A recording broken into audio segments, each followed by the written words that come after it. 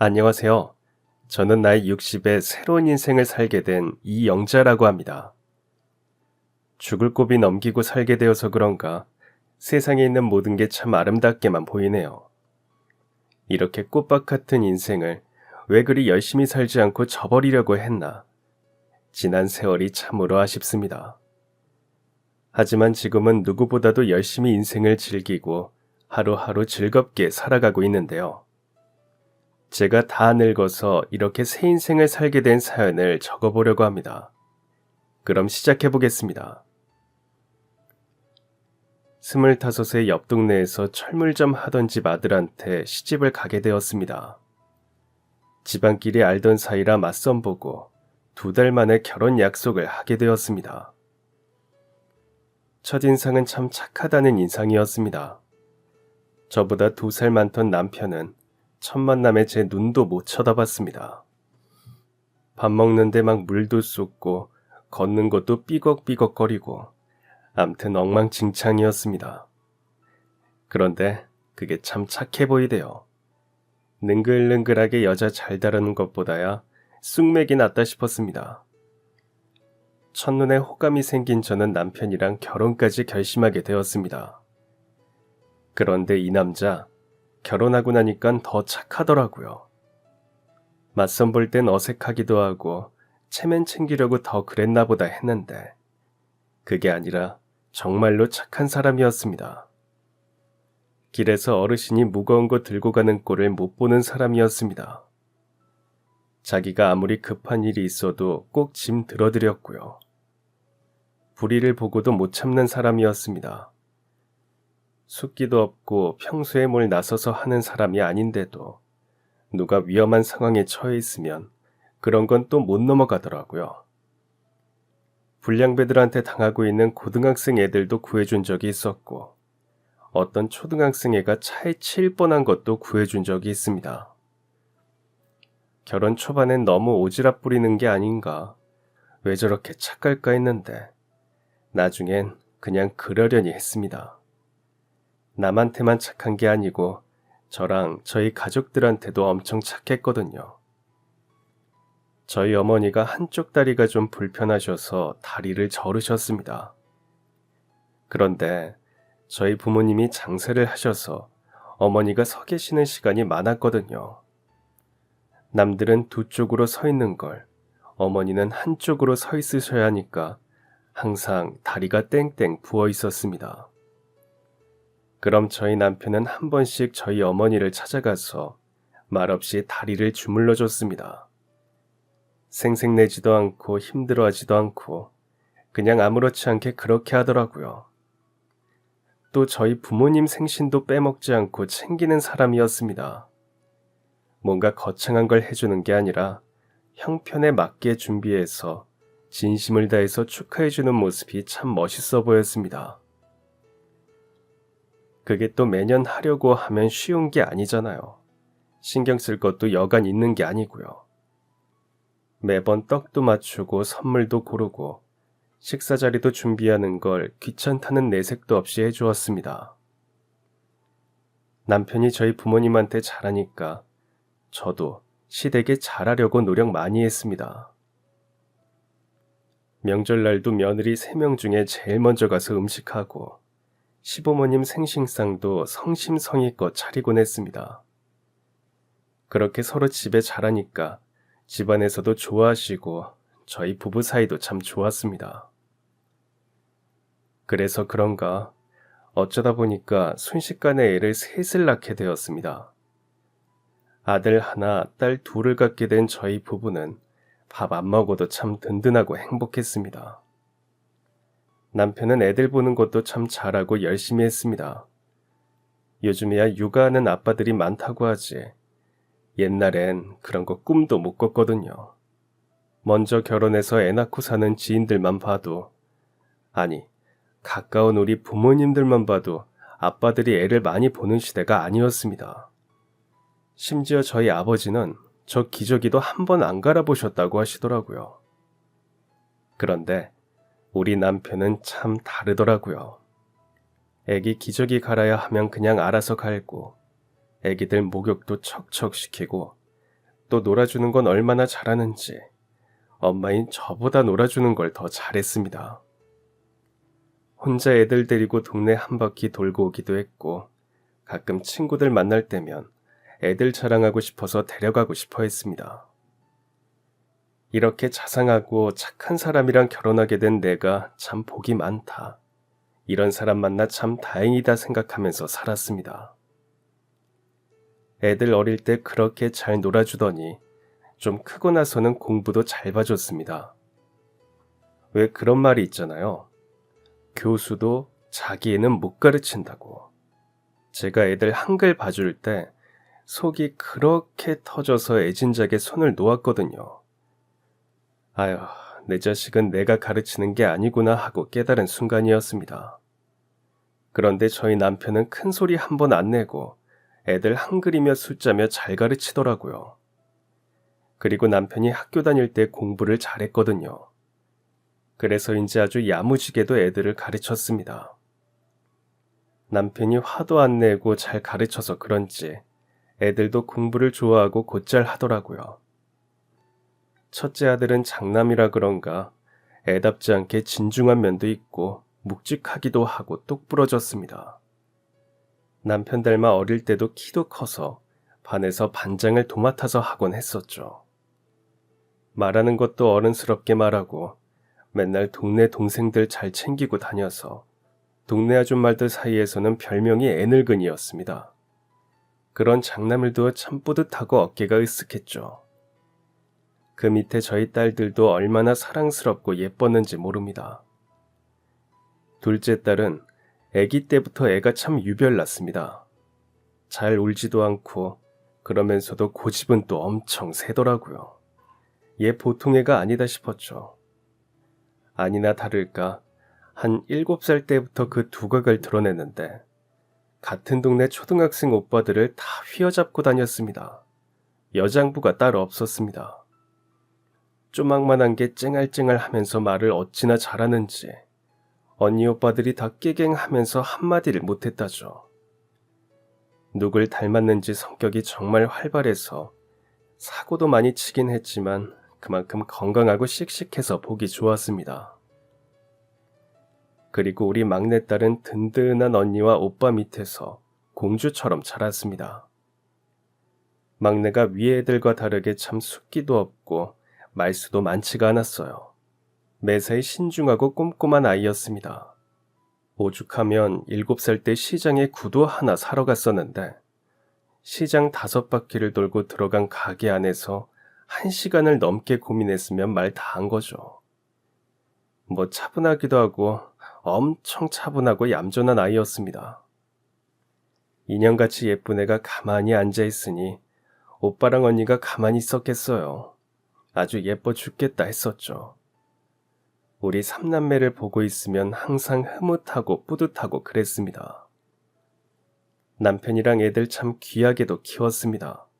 매 한 번을 안 들고 키웠거든요. 아무리 화가 나도 애들 때리지는 말자는 게 우리 남편 철칙이었습니다. 남편도 학교 선생님한테 맞을지언정 부모님께는 회초리 한 번을 안 맞고 컸다고 하더라고요.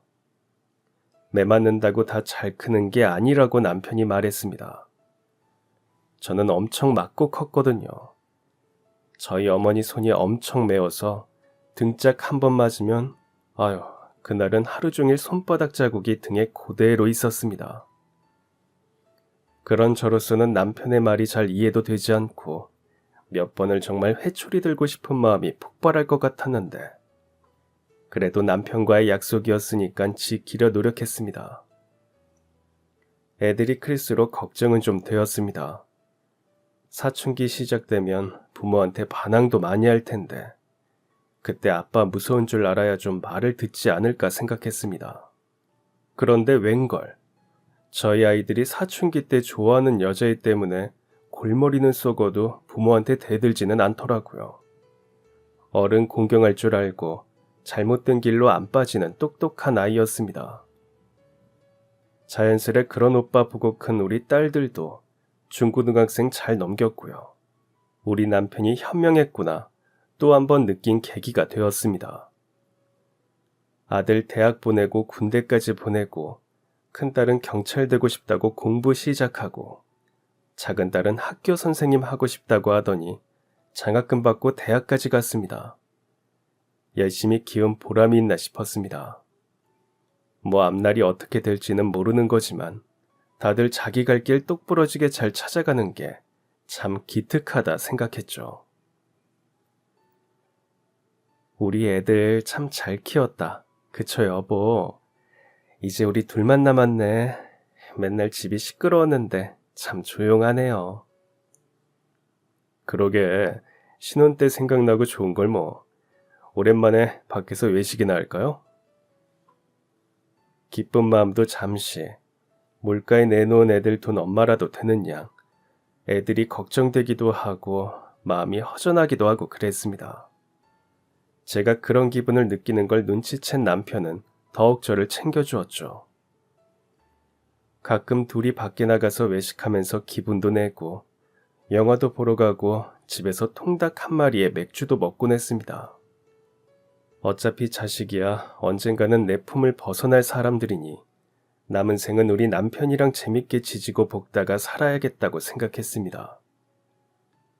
그렇게 신혼 때처럼 소소한 행복 느끼며 살아가던 어느 날이었습니다. 갑자기 자고 있는데 몸에 열이 막 오르더라고요. 심장까지 두근두근거려서 잠을 못 이룰 지경이었습니다. 결국 새벽녘에 잠에서 깬 저는 도저히 잠을 잘 수가 없어서 얼음물을 들이키며 아침까지 뜬 눈으로 보내야 했습니다. 제게 갱년기가 찾아온 것이었습니다. 갱년기라는 게 참 웃깁니다. 병이라고 하기에도 웃기고 아무렇지 않은 거라고 할 수도 없고 참 애매한 시기더라고요. 그리고 이게 사람마다 다 다른 크기에 다른 방식으로 오다 보니까 어디 가서 선뜻 나 갱년기야 하기가 못합니다. 제 주변에는 갱년기를 심하게 앓은 사람들이 몇 명 있었거든요. 큰딸 초등학생 때부터 알고 지내게 된 큰딸이랑 동갑딸 키우는 언니가 있었는데 그 언니가 갱년기가 심하게 와서 불면증에 엄청 시달렸습니다. 잠을 못 자니까 자연스레 건강도 안 좋아지고 얼굴도 안 좋아지고 예민해지고 그렇더라고요. 몇 년을 그렇게 고생하다가 손주 보고 갱년기가 나았다고 했습니다. 거의 5년을 그렇게 힘들어하는 걸 보면서 갱년기가 참 무서운 거구나 생각했습니다.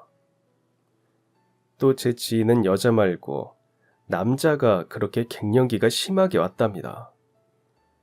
뭐 진짜 온 건지 말로만 그런 건지 모르겠지만 갱년기가 심하게 새로운 환경이 필요해서 바람을 피웠다가 몰아나 말 같지도 않은 말을 했다더라고요. 그런데 찾아보니까 갱년기에 정말 외도하는 경우가 덜어 있다고 했습니다. 저보다 먼저 갱년기를 겪으며 몇 년을 고생하는 지인들을 보면서 갱년기가 안 왔으면 좋겠다고 생각하곤 했습니다.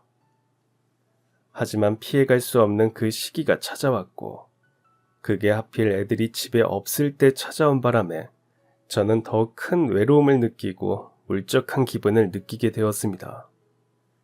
큰아들은 그때 군대에 가 있었고 큰딸이랑 작은딸도 나가 살고 있었습니다. 뭐 저도 일을 하니까 집에 있는 시간이 길지는 않았지만 퇴근하고 집에 들어왔을 때 고요하고 어두운 게 왜 그렇게 싫었나 모르겠습니다. 애들이 어릴 땐 그렇게 집에 혼자 있고 싶더니 막상 다 커서 내보내고 나니까 왜 그렇게 무료하고 심심한 건지 알다가도 모르겠더라고요. 남편은 나가서 친구들도 만나고 취미 생활도 해보라고 했습니다. 초반엔 일 쉬는 주말에 일부러 친구들을 만나러 나갔습니다. 그런데 저희가 만나면 무슨 얘기하겠어요. 애들 얘기밖에 더해요. 애들 얘기하면 보고 싶어서 또 울적해지고 건강 얘기하면 다 어디 아픈 얘기밖에 안 하니까 또 심란해지고 어디 좋은 곳을 가더라도 비슷한 대화 주제에 머릿속이 더 복잡해질 뿐이었습니다. 그래서 취미를 좀 가져볼까 싶어서 뭘 할까 하다가 친구 따라 등산을 하기 시작했습니다. 운동을 하니까 머리가 좀 비어지는 기분도 들고 개운하긴 하더라고요. 그런데 그것도 매일 하기는 힘들잖아요. 일주일에 한 번씩 나갔었는데 그러다가 같이 다니던 친구가 산에서 굴러 팔이 부러지는 바람에 얼마 못 가 그만하게 되었습니다. 그래서 그 이후로는 혼자 서점에도 가보고 문화센터에서 요리 수업도 들어보고 노래 교실도 가보고 했습니다. 그런데도 어쩐지 싱숭생숭한 마음은 나아지지를 않더라고요. 회사를 다니던 저는 주말에 쉬었고 남편은 주말에 바쁜 사람이었습니다. 그렇다 보니 나중에 주말에 혼자 집에서 시간을 보내게 되었었죠. 솔직히 그 시간이 너무 힘들었습니다. 안 좋은 생각도 너무 많이 들고 혼자 눈물 흘리는 시간도 많았습니다. 그래서 결국 남편이랑 병원에 가게 되었고 우울증 약을 먹게 되었습니다. 그렇게 1년 정도 약을 먹으면서 지냈는데 약도 해결하지 못한 제 우울증을 낫게 해준 것이 있었습니다. 제가 원래 텔레비전을 많이 안 봤습니다. 저만 그런 게 아니라 저희 집 식구들이 거의 다 그랬습니다. 텔레비 보는 것보다 세상에 더 재밌는 게 많지 않나 하는 게 저희 가족의 생각이었죠. 그런데 어느 날은 주말에 혼자 집에 있는데 너무 무료하더라고요. 그래서 텔레비전을 한번 틀어봤습니다. 그때 무슨 영화 소개하는 프로그램을 하더라고요. 평소에 영화는 좀 봤던지라 한번 봤는데 꽤 재밌었습니다. 그러다가 채널을 돌렸는데 드라마 재방송을 하고 있더라고요. 언젠가 지인에게 제목을 들은 적 있는 드라마였습니다. 거기 나오는 남자 주인공이 그렇게 잘생겼다나 뭐라나. 암튼 한번 봤는데 꽤나 볼만 하더라고요. 내용이 참 흥미진진했습니다. 와, 이래서 드라마 보는구나 생각하면서 앉은 자리에서 드라마 3편을 이어봤습니다. 그렇게 텔레비전을 보기 시작했습니다. 드라마도 보고 교양 프로도 보고 뉴스도 보고 보다 보니까 재밌더라고요. 혼자 있는 기분도 안 들어서 주말이 되면 습관처럼 틀어놓게 되었습니다. 그러던 어느 날이었습니다. 주말 아침에 우연히 교양 프로그램을 보고 있는데 한 젊은 남자 가수가 나왔습니다. 건강 다루는 프로였어서 관심 있게 보고 있는데 그 남자 가수가 참 말을 예쁘게 하더라고요. 긴 말은 아니었고 짧은 몇 마디였지만 참 사람이 차분하고 말하는 게 예쁘다고 생각이 되었습니다. 처음 보는 얼굴이라 누군가 하고 검색해 보니까 그리 유명하진 않지만 나름 그 분야에서 경력도 있고 열심히 노력하고 있는 가수였습니다. 고정적으로 들어가는 프로그램은 없었고 여기저기 나와서 자기를 알리고 있는 중이더라고요.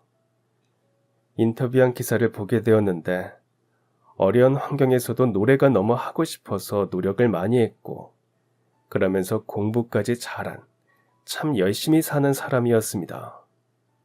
괜히 아들 생각도 나고 그러더라고요. 그래서 노래하는 영상을 찾아보게 되었습니다.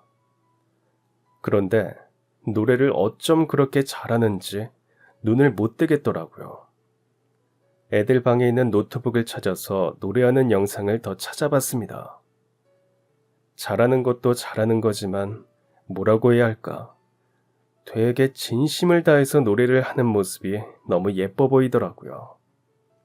내 자식도 아닌데 엄청 기특하게 여겨졌습니다. 그러다가 난생 처음으로 팬카페라는 것도 가입을 하게 되었습니다. 찾아보니까 카페가 있긴 하더라고요. 사람은 많진 않았지만요. 팬카페 가입하니까 뭔가 부끄럽기도 하고 소녀가 된 것 같은 기분이고 그랬습니다. 제가 살면서 연예인을 좋아했던 적이 없었습니다. 어릴 땐 텔레비전을 보고 살지를 못했으니까 좋아하는 연예인 같은 게 있을 리가 없었고 학교 다닐 땐 친구들이 홍콩 배우 좋아하거나 남자 배우들 좋아한 적이 있었는데 저는 그닥 관심이 없었습니다. 나랑은 다른 세상에 사는 사람인데 그게 뭐가 그리 좋나 싶더라고요. 결혼하고서는 남편만 보고 살았고 텔레비전도 많이 보지를 않았으니까 별 관심이 없었습니다.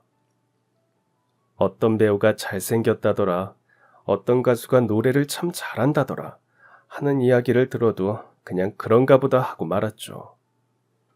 어쩌다가 주변 사람이 남자 연예인 좋다고 콘서트 가는 걸 보면 너무 오버하는 거 아닌가 생각하곤 했습니다. 그런 제가 하루 만에 가수 팬클럽에 가입했으니 말 다 한 거죠 뭐. 그날 아침부터 그 가수에 대해 찾아보다가 정신 차려보니까 밤이 되어 있었습니다. 귀한 보석을 찾아낸 것처럼 설레이기도 했고 참 기분이 좋았습니다. 그 근래에 느껴볼 수 없었던 감정이었습니다. 다음 날도 출근길에 그 가수의 노래를 찾아 들었습니다. 몇 곡 안 되는 노래를 듣고 또 듣는데 참 마음이 편안해지는 기분이었습니다. 출근해서 회사 사람들한테 이 가수 아냐고 물어봤는데 아무도 모른다고 하더라고요. 왜 그런 마음이 들었는진 모르겠지만 마치 자식 사랑하고 싶은 어미의 마음처럼 회사 사람들에게 그 가수를 알렸습니다. 노래도 참 좋다면서 노래까지 틀어줬었다니까요.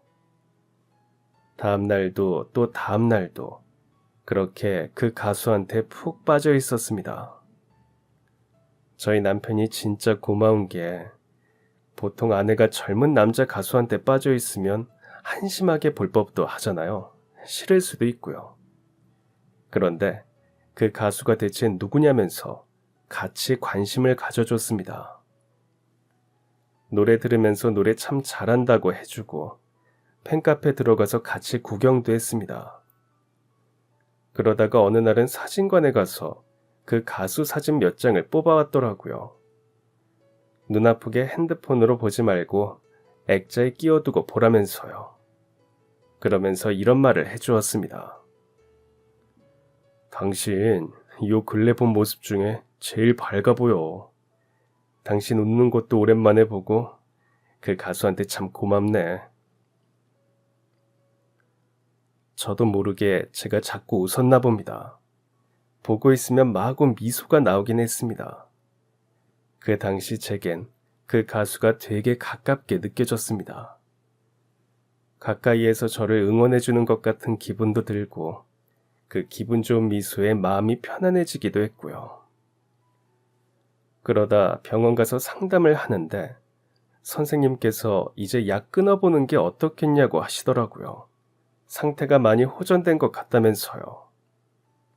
사실 그때 깜빡하고 약을 꾸준히 안 먹었었거든요. 그런데도 기분이 울적하지 않고 괜찮았습니다. 그래서 한번 용기 내서 1년을 먹던 약을 끊어보기로 했습니다. 그러면서도 그 가수에 대한 팬심은 계속되었죠. 정말 그 가수 덕분이었을까요? 약을 안 먹어도 불안하지 않았습니다. 나쁜 생각도 들지 않고 눈물도 나오지 않았습니다. 외로운 기분도 덜했고 울적한 마음 상태도 굉장히 많이 좋아졌습니다. 그 가수 덕인지 아닌지는 모르겠지만 되게 고맙게 느껴지더라고요. 실제로 만날 수는 없지만 멀리서나마 그 가수를 응원했습니다. 간간히 나오는 TV 프로그램을 찾아보고 어디 지역 축제 가서 노래를 했다고 하면 기사를 찾아보며 기사에 응원 댓글을 달기도 했었죠.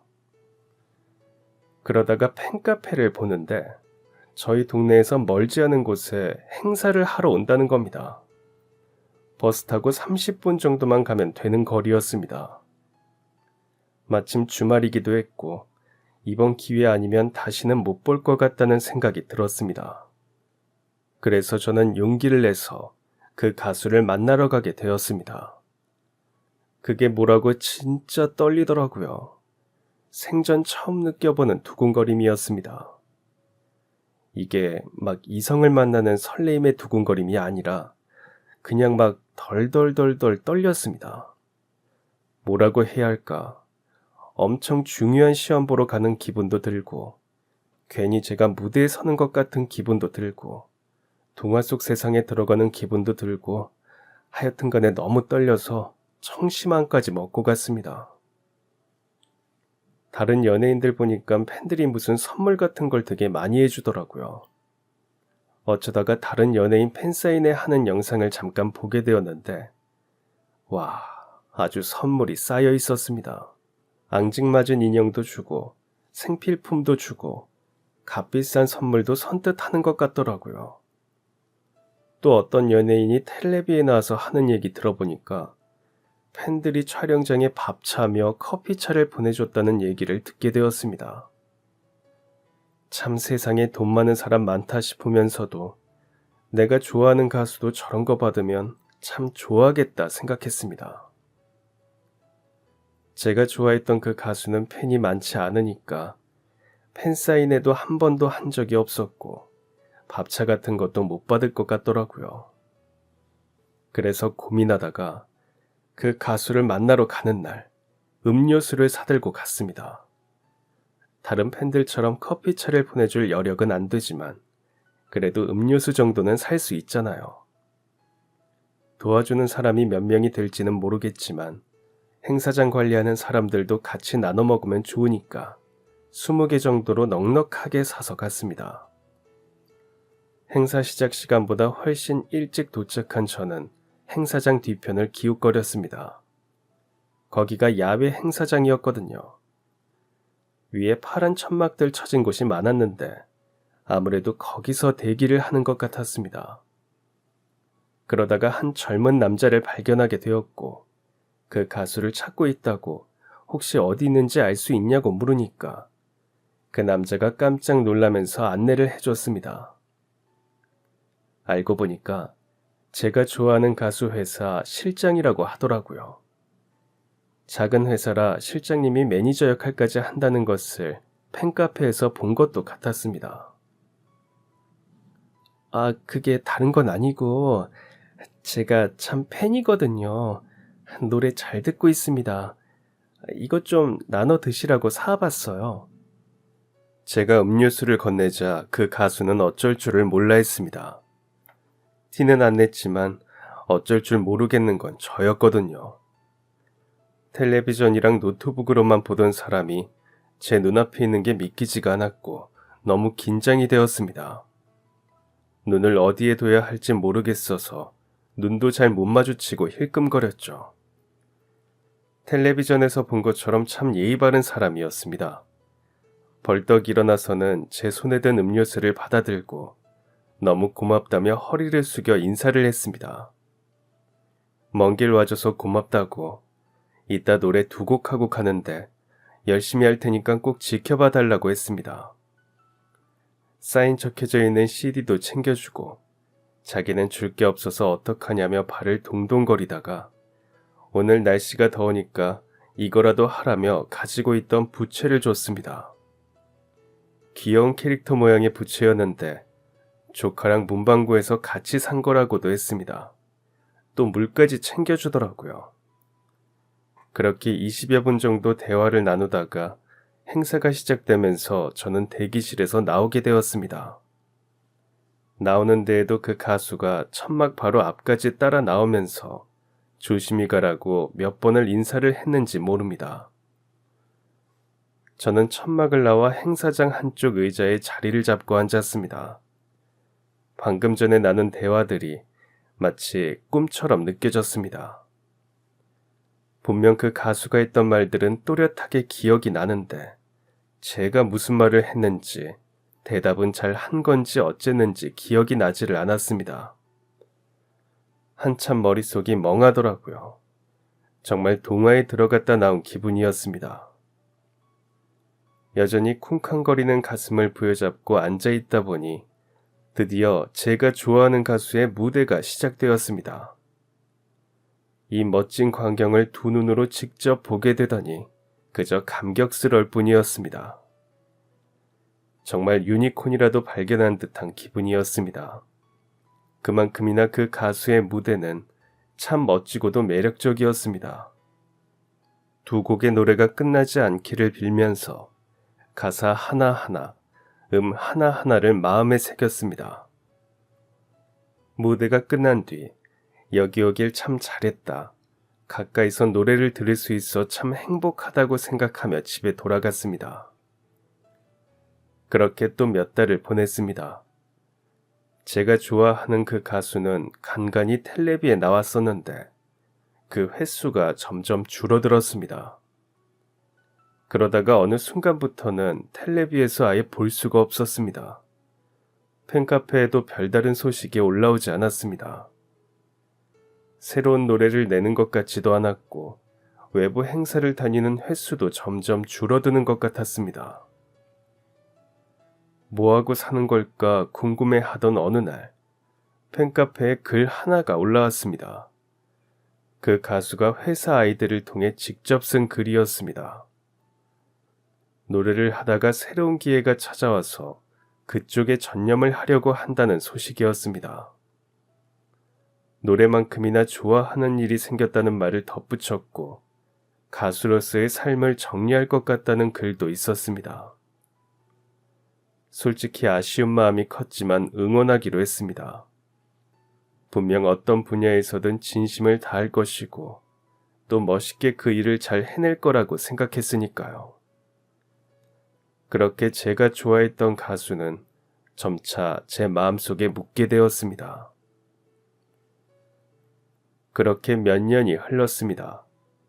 그 가수 덕에 낫게 된 우울증은 갱년기가 저물어가며 자연스레 사라지게 되었습니다. 다시 마음 편한 일상생활을 할 수 있었습니다. 텔레비전은 여전히 즐겨보았습니다. 그 전처럼 하루 종일 틀어놓지는 않았지만 주말에 혼자 있다가 심심하면 한 번씩 틀어서 영화를 보거나 재밌는 예능 프로그램을 보곤 했습니다. 군대 제대한 우리 아들은 복학하고 학교 졸업한 뒤에 대기업에 취직해서 좋은 아가씨 만나 결혼까지 했습니다. 그러더니 결혼한 지 몇 달 되지 않아서 아기가 생겼다는 소식을, 그것도 쌍둥이를 가졌다는 소식을 들려주었죠. 갑자기 아이 둘을 가진 아빠가 되어서인지 어쩐지 아들이 참 어른스럽게 느껴졌습니다. 듬직하기도 하고 좋은 아빠가 될 것 같다고 생각했죠.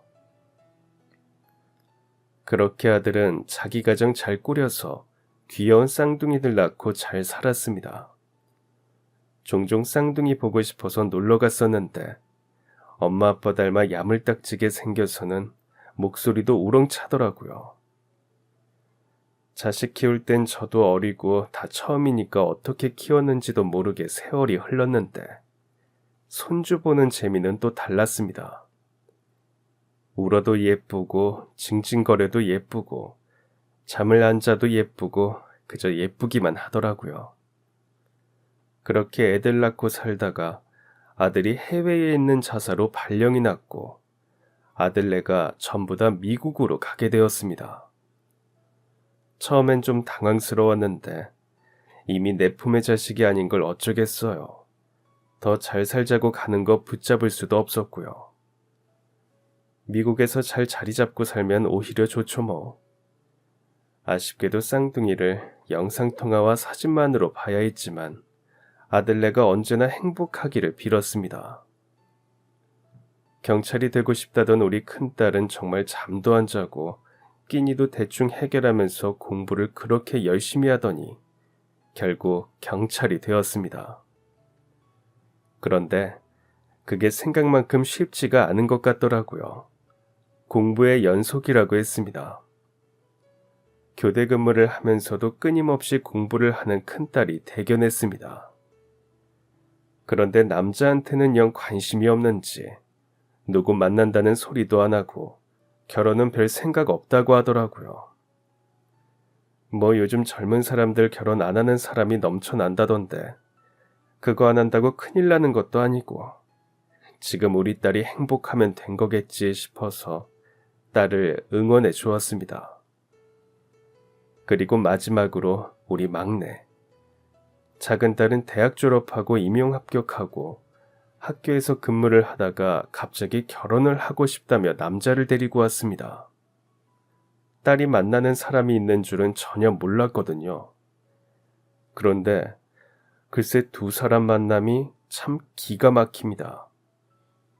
저희 딸이 언젠가 혼자 제주도에 여행을 간 적이 있었거든요. 본격적으로 일 시작하기 전에 혼자 여행을 해보고 싶었다면서 보름 정도 제주도에 가 있었습니다. 해외여행은 혼자 가는 게 아무래도 무서울 것 같다면서 갔던 국내 여행이었죠. 그런데 두 사람이 거기서 만났다는 겁니다. 저희 딸이 제주도에서 지냈던 펜션 사장님의 아들한테 첫눈에 반했다는 겁니다.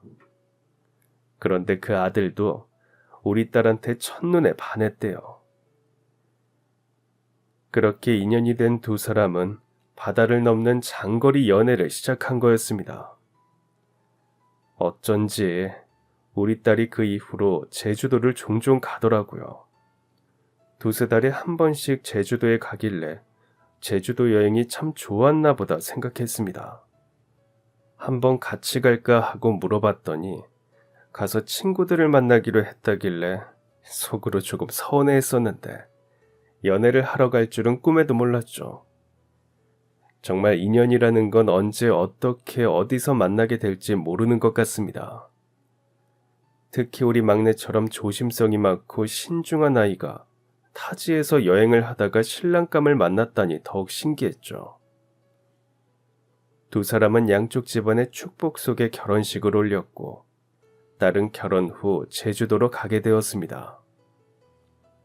운 좋게 제주도에 있는 학교에 들어가게 되어서 제주도에서도 열심히 아이들을 가르치며 일을 하게 되었습니다. 그러다가 딸을 하나 낳게 되었는데 그때 제가 걱정이 이만저만이 아니었습니다. 아기 있을 때만큼 친정이 그리울 때가 없거든요. 임신했을 때도 호르몬 때문에 다 미워 보이는데 제가 옆에서 챙겨줘야 하는 게 아닌가 마음이 쓰였습니다. 그래서 전화도 자주 하고 먹고 싶다는 거 사 먹으라고 용돈도 보내주고 했습니다. 제가 회사에 다니니까 딸 보러 제주도에 갈 수가 없겠더라고요. 그러다가 딸아이가 학교 그만두고 임신 중기쯤 저희 집에서 보름 정도 있었습니다. 역시 친정이 최고라는 말에 좋으면서도 괜히 슬프고 그랬네요. 그리고 딸이 아기 낳고 나선 제가 회사 휴가를 내고 제주도에 갔습니다. 가서 손주도 보고 딸 산후조리도 도와줬습니다. 우리 사돈 사람들이 정말 좋은 분들입니다. 평소에도 우리 딸 많이 챙겨주는 거 잘 알고 있었죠. 아기 낳은 다음에도 손주도 잘 봐주고 딸도 잘 챙겨주어서 그나마 마음이 놓였습니다. 그러다가 손주 돌 때쯤 딸아이가 학교 복직을 했는데 그때도 손자를 잘 맡아주었죠. 그렇게 세 아이 모두 정말 어른다운 어른이 되어서 험난한 세상 열심히 살아가고 있었습니다. 나만 남은 생 잘 살면 되겠다고 했는데 뜻밖의 불행이 제게 닥쳤습니다. 담도암입니다. 수술하셔야 해요. 들어본 적도 없는 담도암. 제가 그걸 걸렸답니다. 게다가 수술까지 해야 한다니까 덜컥 겁이 났습니다. 갱년기에 우울증이 심하게 왔었지만 그때 말고는 한 번도 아픈 적이 없었거든요. 어릴 때도 그렇고 커서도 그렇고 입원 한 번 해본 적이 없었습니다. 그런 제가 암이라뇨. 그동안 건강에 안 좋은 거 안 하고 살려고 노력했는데 술도 한 잔 못 먹고 자극적인 음식도 못 먹는 제가 암이라고 하니 세상 정말 불공평하다고 생각이 되었습니다. 건강하기만 했던 제가 수술을 한다고 하니 미국에 있던 아들까지 잠시 한국에 들어왔습니다. 큰딸도 작은딸도 일을 뒷전으로 미루고 병문안을 왔었죠. 이럴 땐 자식 많은 게 참 복이구나 생각도 되었습니다. 하지만 남편과 자식들이 아무리 저를 잘 챙겨주고 위해줘도 속상한 마음이 나아지지는 않더라고요. 게다가 수술 후 일상생활이 힘들어서 다니던 회사까지 그만두고 나니 더 이상 사는 재미가 없었습니다. 제가 그 회사에서만 20년을 있었거든요. 20년 동안 회사에 정도 많이 들었고 무엇보다도 같이 일하는 사람들하고 정이 많이 들었습니다. 저처럼 한 회사에 오래 몸담그고 일한 사람들이 많았거든요. 긴 세월 쌓은 우정은 상당히 두터웠고 그 정을 한순간에 마침표를 찍는 게 어려웠습니다. 아쉬운 인사를 하고 회사에서 나왔고 내가 없어도 멀쩡하게 아주 잘 돌아가는 회사를 보며 뭔가 허무한 감정도 들었습니다. 하루 종일 집에서 가만히 있다 보니 다시 우울증이 올 것 같더라고요. 이대로는 안 되겠다고 생각했습니다. 그리고 그 생각은 저만 한 게 아니라 우리 막내딸도 했나 봅니다. 어느 날 전화가 왔습니다. 엄마, 당분간 우리 집에 와서 계실래요? 그래도 제주도가 훨씬 공기가 좋으니까 와서 좋은 공기 마시면서 좀 쉬세요. 저랑 맛있는 식당도 가고 예쁜 카페도 가면서 좀 놀아요. 손주 구경도 실컷 하시고. 안 그래도 인생에 환기가 좀 필요하겠다 싶었는데 마침 잘 되었다고 생각했습니다. 아파 죽겠어서 일도 못하는 입장에 딸한테 체면 차리고 말고 할 것도 없었습니다. 그렇게 저는 인생의 무료함을 떨치려 딸내의 신세를 지기로 했습니다. 짐을 한가득 챙긴 저는 비행기에 몸을 실었습니다. 오랜만에 비행기를 타는 거라 그런가 괜히 긴장이 되었습니다. 아픈 뒤로 겁도 많아진 것 같고 걱정도 많아졌습니다. 그런 제 자신이 또 싫어서 울적해지더라고요. 출발도 하기 전에 눈을 감아버렸습니다. 얼른 도착했으면 좋겠다고 생각을 하면서 가고 있는데 창가 쪽에 앉아있던 남자가 부스럭거리며 일어났습니다. 저 죄송한데 잠시 화장실 좀. 얼른 눈을 떠서 정신을 차리고 남자가 나갈 수 있게 비켜주었습니다. 남자가 화장실로 향한 뒤 저는 생각에 잠겼습니다. 목소리가 어디선가 들어본 것 같은 낯익은 목소리였습니다. 어디서 들어봤더라. 분명 아는 목소리였습니다. 우리나라가 좁다지만 비행기에서 아는 사람을 만나다니 신기한 일이었습니다. 이따 돌아올 때 한번 얼굴을 잘 살펴서 누군지 봐야겠다고 생각했습니다. 곧이어 남자가 돌아왔고 눈을 치켜뜨고 그 얼굴을 자세히 들여다본 저는 깜짝 놀라 입을 막고 말았습니다. 제가 갱년기에 시달릴 때 제게 큰 희망을 주고 우울증을 낫게 해주었던 그 남자 가수가 제 눈앞에 있었습니다. 제가 깜짝 놀라자 남자는 엉거주춤 앉으면서 눈을 동그랗게 떴습니다. 분명 그 사람이 맞았습니다. 몇 날 며칠을 텔레비전이며 노트북으로 들여다봤는데 그 얼굴을 잊을 수가 없었습니다. 제가 그 남자의 이름을 말하자 그 남자도 깜짝 놀랐습니다. 순간 겁도 사라지고 걱정도 사라지고 울적한 기분도 싹 사라지더라고요. 팔불출처럼 제가 예전에 참 팬이었다고 행사하는 곳도 간 적이 있었다고 떠들었습니다. 그러자 그 남자가 제 이름을 얘기하는 게 아니겠어요. 저를 기억하고 있을 줄은 몰랐습니다. 어떻게 알았냐고 물으니까 남자가 웃으면서 말해주었습니다. 제가 행사장에서 음료수와 함께 줬던 편지를 잊을 수가 없다고 하더라고요. 여전히 그 편지를 간직하고 있다고 했습니다.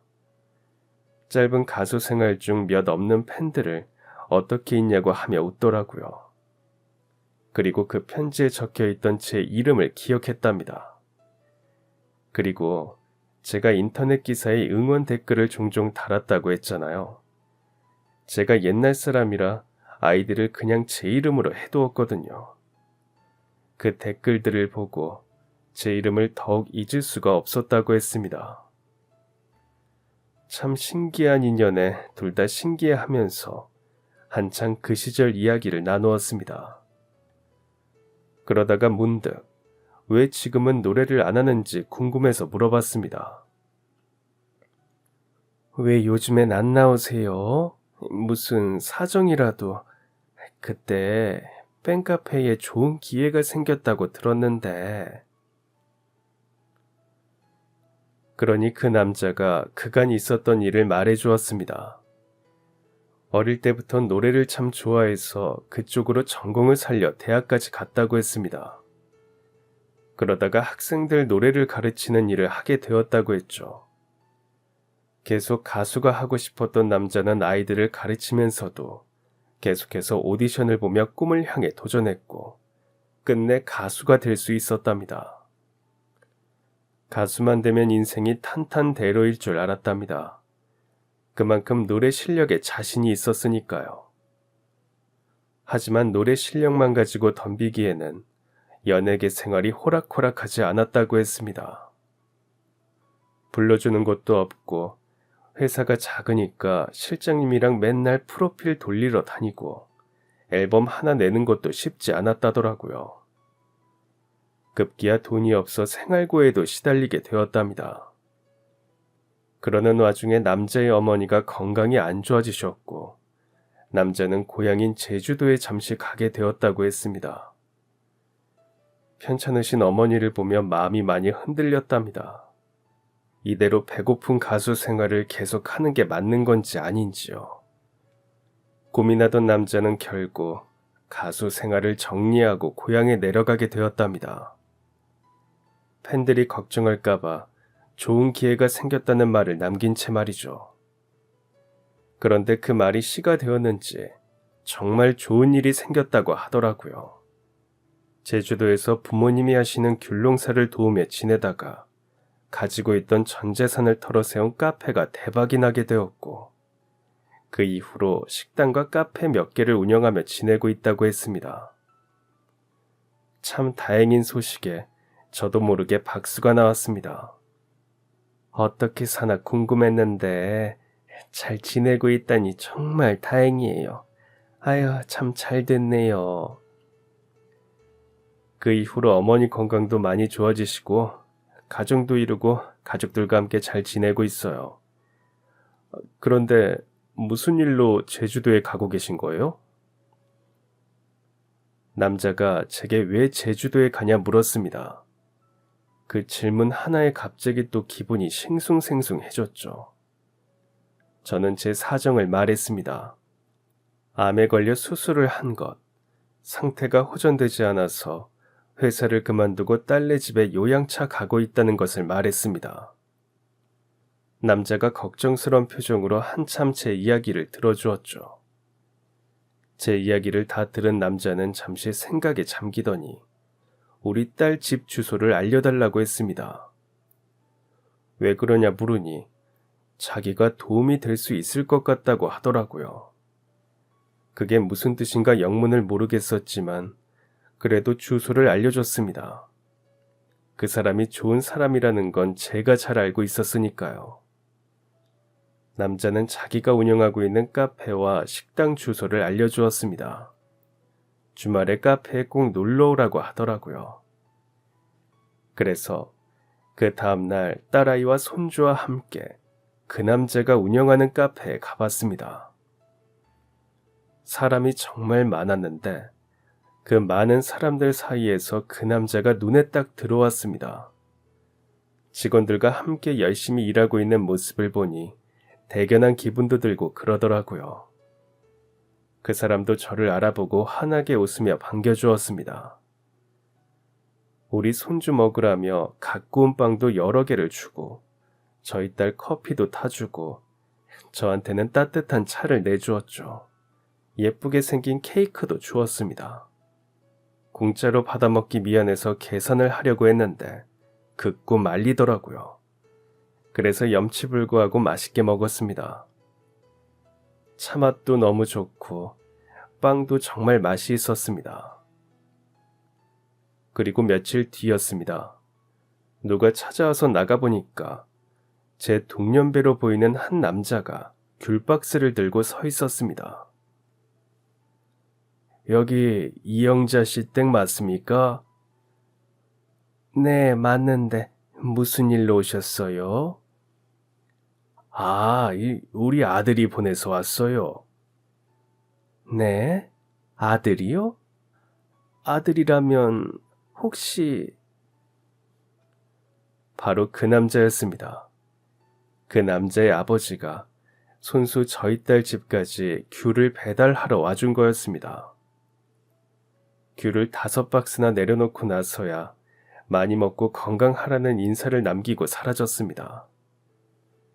귤이 정말 달고 맛이 있었습니다. 이 감사한 마음을 어떻게 갚으면 좋을까 고민이 되었습니다. 그러다가 그 남자가 결혼을 해서 아이가 있다는 것이 생각이 났습니다. 제주도에서 살림을 차렸다고 했습니다. 그래서 애들 장난감을 좀 사서 그 남자 카페에 가지고 갔습니다. 주말엔 항상 카페에서 일을 하고 있더라고요. 장난감을 받아든 남자는 너무 고맙다며 어쩔 줄을 몰라 했습니다. 그리고 그 이후에 남자는 저희 딸아이 집으로 몸에 좋다는 차 세트를 보내오기도 했습니다. 그리고 서울의 어디 병원이 항암을 잘하는지도 알려주기도 했고요. 또 저희 사돈댁 펜션에 지인들을 초대해서 묵기도 했고 이래저래 제게 참 많은 도움을 주었습니다. 겉만 멋있는 게 아니라 정말 속이 깊고 남 생각을 많이 하는 사람이었습니다. 그 덕분이었을까요? 저는 그 이후에 상태가 많이 좋아져서 완치 판정까지 받게 되었습니다. 악명 높은 담도암에서 살아남게 되었죠. 물론 담당 의사 선생님이 수술을 잘 해주시고 저와 가족들이 노력을 많이 한 덕도 있겠지만 사람의 마음이라는 게 진짜 중요한 것 같습니다. 아파 죽을 것 같다 힘들다 하면 정말 죽는 거고 난 괜찮다. 살 수 있다 생각하면 진짜 다시 잘 살게 되는 게 사람 마음이 아닐까 싶습니다. 분명한 건 제가 팬이었던 그 남자 가수를 다시 만나 인연을 쌓은 이후에 제 마음이 많이 괜찮아졌다는 겁니다. 우울하고 걱정이 많았는데 긍정적으로 생각하게 해주고 마음을 편안하게 해주었습니다. 저를 2번이나 병에서 낫게 해준 정말 감사한 사람입니다. 저희 가족들도 모두 그 남자에게 참 고마워하고 있습니다. 그래서 아직까지도 인연을 이어가고 있고요. 날씨가 추워져서 외투를 꺼내 입기 시작하면 어김없이 귤 택배가 옵니다. 명절 때도 잊지 않고 안부 인사와 함께 선물을 보내오곤 하죠. 희망이 보이지 않는 외로운 가수 생활을 할 때 제 댓글과 제가 줬던 음료수, 편지가 참 큰 힘이 되었다고 하더라고요. 별거 아닌 제 행동이 누군가에게 도움이 되었다니 신기하면서도 뿌듯했습니다. 저도 제 영원한 연예인에게 명절이면 선물을 보내고 생일에도 편지와 함께 선물을 보냅니다. 더 이상 연예인과 팬은 아니지만 사람 대 사람으로서 정말 멋있다는 거 인정하고 제 자식들만큼이나 잘 되었으면 하는 사람입니다. 그 사람도 그렇고 저도 그렇고 참 우여곡절이 많은 인생이었습니다. 외로운 날들이 많았죠. 그 모든 걸 극복하고 이겨낸 이제는 둘 다 좋은 일만 있기를 바라며 이 신기하고 또 소중한 인연 잘 이어가며 행복하고 건강하게 살겠습니다. 모두 웃는 날만 가득하시길 바라며 글 마치겠습니다. 그럼 지금까지 사연 들어주셔서 감사합니다. 사연이 재밌으셨다면 구독과 좋아요 부탁드려요. 감사합니다. 안녕히 계세요.